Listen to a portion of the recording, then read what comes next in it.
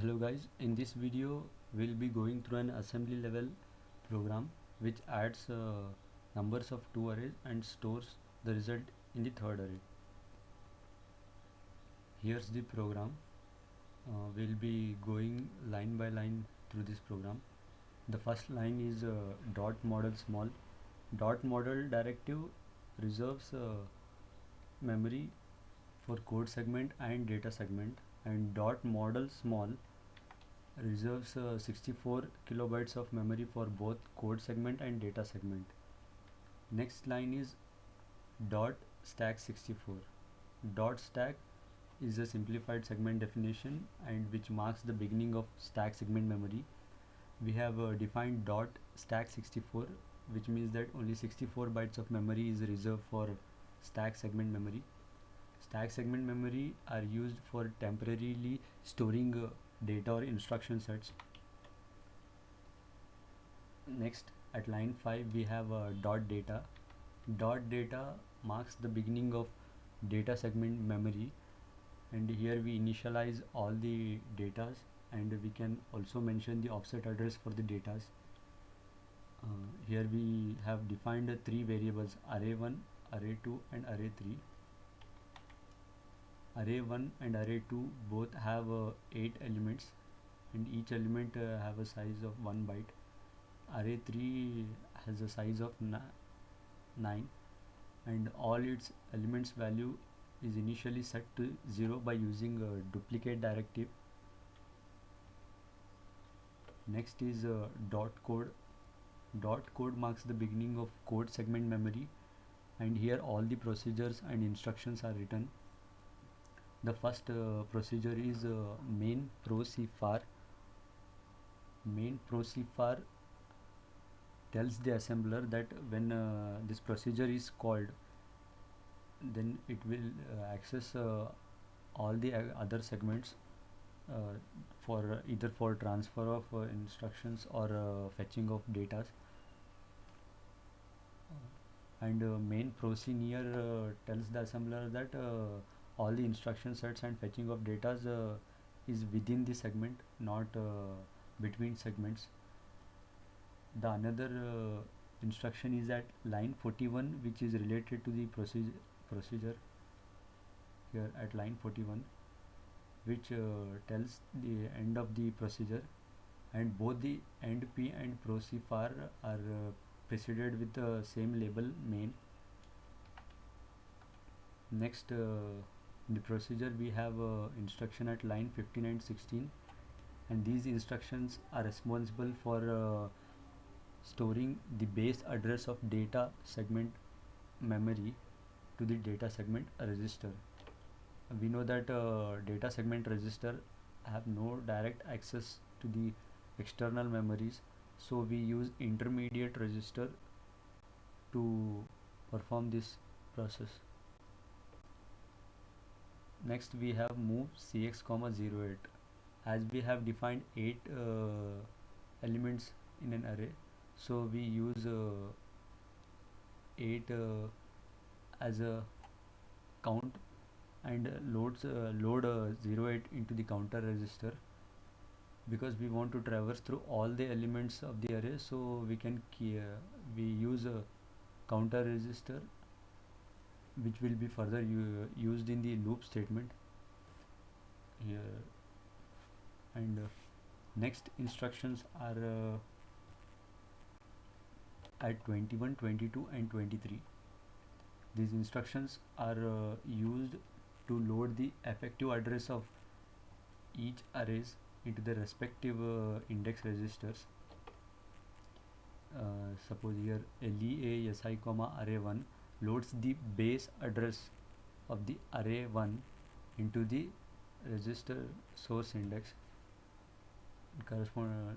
Correspondingly, the base address of array2 is loaded into di, and base address of array3 is loaded into bx. This representation here can be used to understand how the registers points to the address of an array. Here lea si comma array1 That means the base address of an array is pointed is pointed by the register SI, and it has access to the element present at that base address. Your base address is 100 and element present at that address is 10. These all addresses are just taken for examples. Next, at line 25 we have a loop statement labeled as back. The first instruction in the loop statement is move al comma si. Move al comma si loads the content present at the base address of the array into the al register. Only si means that it loads the address at which it is pointing. Bracket si means it loads the content present at that address. It is like a dereferencing operator which we have used in C in pointers. Similarly, it goes for DI and BX register. Next statement is ADC AL comma bracket DI. So it adds the content present at the base address of array 2 with the content present in AL register, which is the first element of array 1. So the first element of array 2 is added with the first element of array 1, and if there is any carry, then carry flag is set to 1, else it is set to 0. Next instruction moves the result stored in AL register after the addition into the offset address of BX. BX consists of the base address of array 3, which is in here we have considered just for example as 300, and it stores the result which is 20. 10 plus 10 is 20, so 20 is stored in the base address of array 3. Next, we increment these index register and base register. So we increment them because we need to traverse through all the elements of an array, so we want the registers to point to the successive address of the next elements. So when increment si is encountered, then the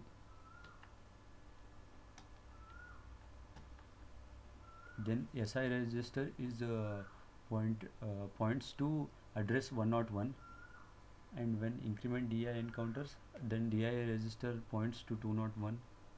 Increment bx makes the bx register point to 301 address, and the loop continues until the cx, which has been assigned a value of 8, until 8 element all the 8 elements of the arrays are traversed.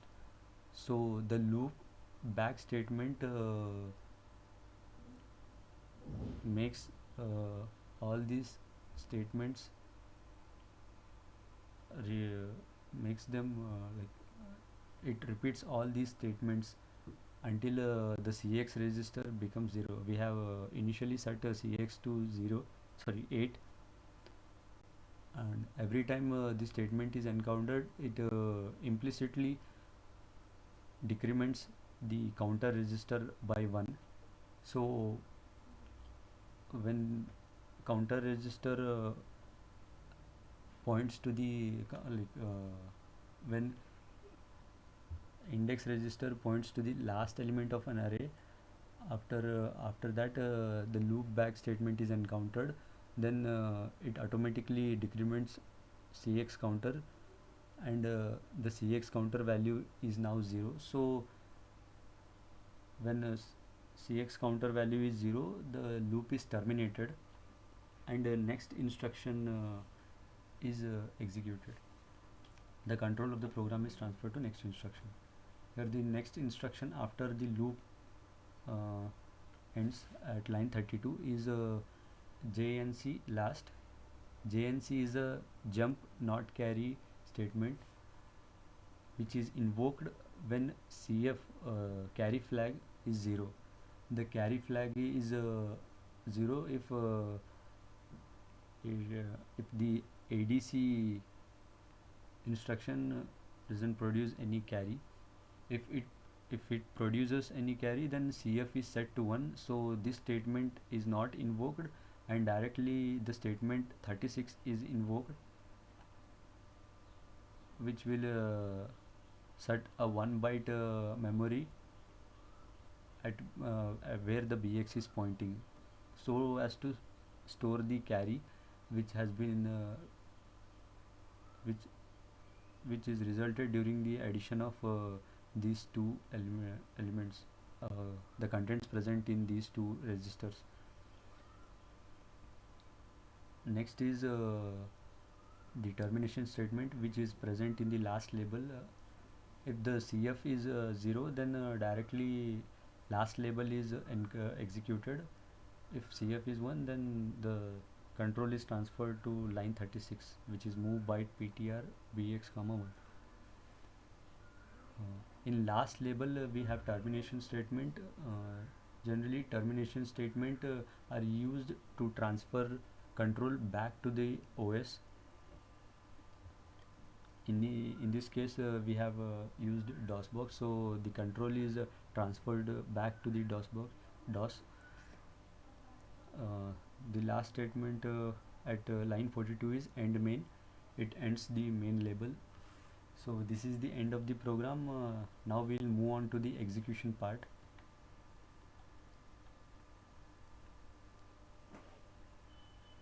Before executing, make sure that you have mounted a C drive where your 8086 programs are located.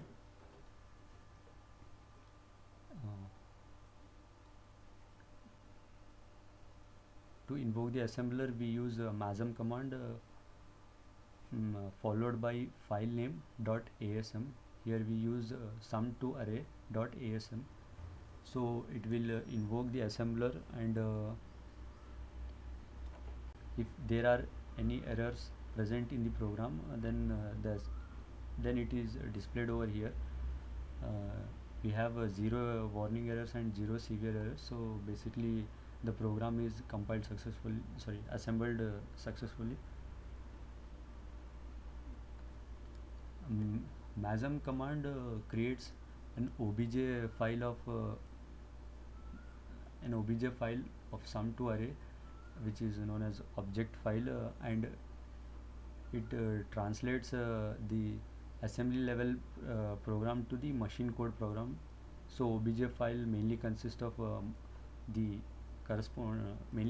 the machine code of the assembly level program. To create an executable file, we use a linker program. We need to call a linker program, and linker program is called by using the command link followed by file name .obj. The linker program creates an executable file which is used by an OS to execute the program.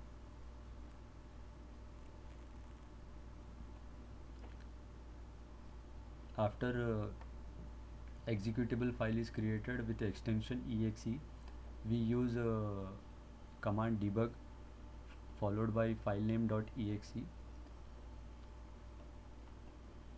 and next we enter u, which is used to note down all the offset address, and it lists all the opcodes used in the program. Here we have to note down all these addresses so that we can verify our answers. We can verify our answers at these addresses. The data segment memory starts at this address 076C.